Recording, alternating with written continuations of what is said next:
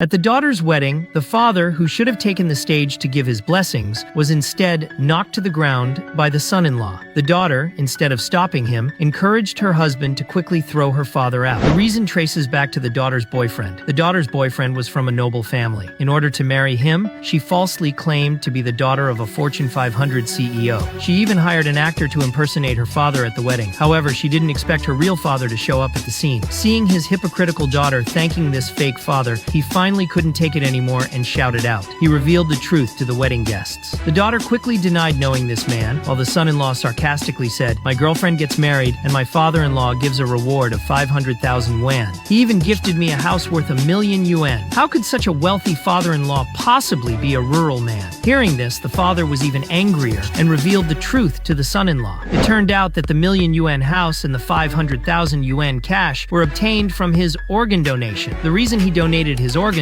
was that his daughter claimed she had uremia and needed a lot of money. He took out the forged medical records his daughter had made. The son-in-law grabbed the medical records and tore them to shreds, then angrily knocked the father to the ground. The son-in-law thought this man was cursing his wife. Just as the son-in-law picked up a chair to smash it over his father-in-law, the female CEO present at the wedding shouted to stop him. She yelled, "Whoever dares to touch him offends me." The father was confused by this stranger's help, not realizing that the female CEO before him was the other daughter he had been searching for over 14 years. To prove her identity, she took off a wooden pendant necklace from her neck. The father immediately recognized the pendant as one he had bought for his second daughter 14 years ago. The father burst into tears, embracing the second daughter he had lost for 14 years. After recognizing her biological father, the CEO prepared to teach her sister a lesson. The CEO stood up and slapped her sister 30 times. Then she took her injured father to the hospital. The CEO knew her biological father's 50th birthday was coming up in a few days. She planned to hold a grand birthday party for him. She also planned to thoroughly punish her sister at the birthday party, so she arranged for her assistant to investigate her sister and brother-in-law. The results of the investigation shocked the CEO.